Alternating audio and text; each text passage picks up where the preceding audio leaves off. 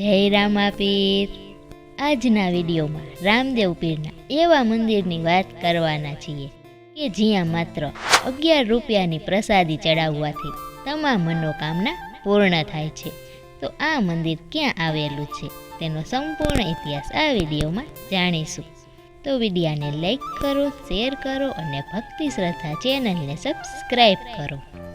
અહીં આવેલું છે બાબા રામદેવ પીરનું ચમત્કારી મંદિર, જ્યાં તમામ મનોકામના પૂર્ણ થતી હોવાની માન્યતા છે। બાબા રામદેવ પીરના મંદિરની સાથે અનેક લોકોની શ્રદ્ધા જોડાયેલી છે।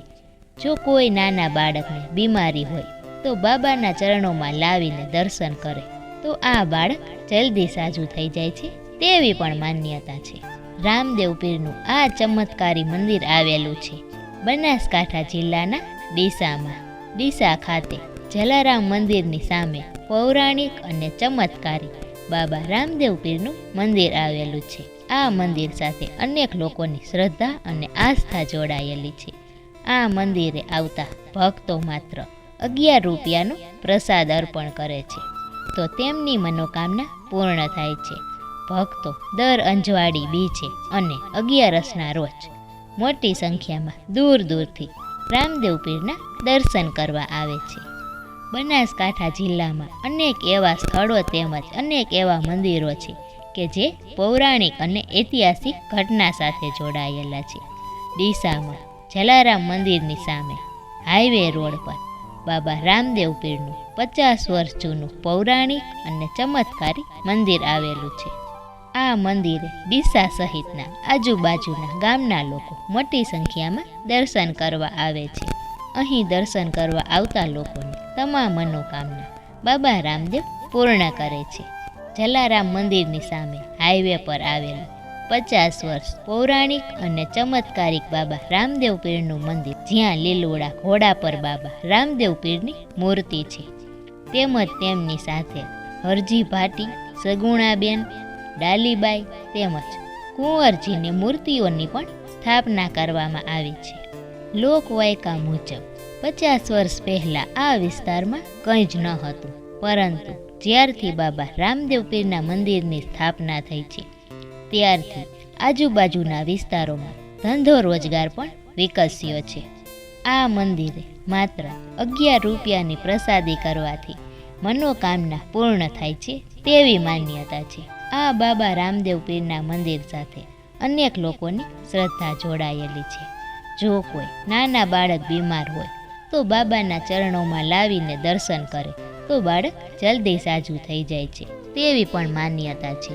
જો કોઈને શરીર પર કોઢ નીકળ્યો હોય તો પણ બાબા રામદેવ પીરની બાધા રાખવાથી મટી જાય છે।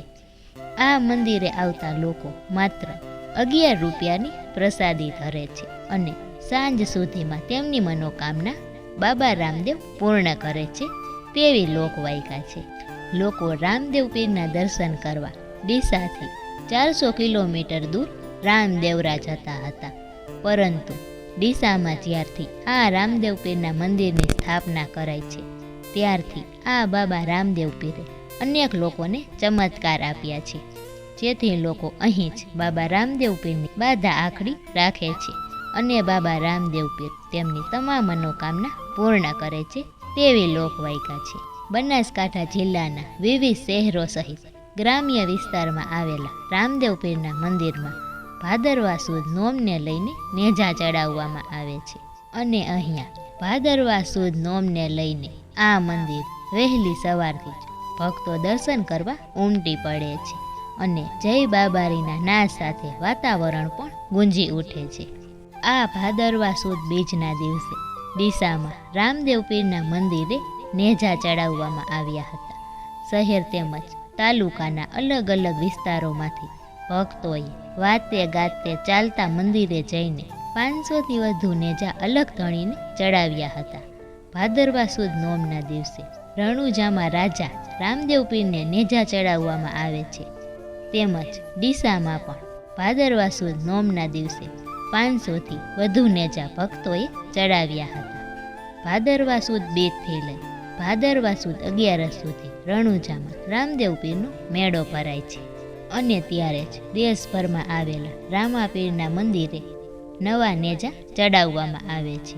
તે જ રીતે આ ડીસા શહેરમાં પણ જલારામ મંદિરની સામે આવેલા રામદેવ પીર મંદિરે ભક્તો દ્વારા નેજા ચડાવવામાં આવ્યા હતા. ડીસા શહેરમાંથી અલગ અલગ વિસ્તારોમાંથી લોકો વાજતે ગાજતે શોભાયાત્રા કાઢી રામદેવ પીરના મંદિરે જઈ નવા નેજા ચડાવ્યા હતા. રામાપીર મંદિરે ભાવિકોની મોટી ભીડ લાગી હતી. જ્યારે રાત્રે મંદિર આગળ ભજન સંતવાણીનો પણ કાર્યક્રમ યોજાયો હતો. હજુ ભાદરવા સુદ 11ના દિવસે પણ ભગવાનને નેજા ચડાવવામાં આવે છે.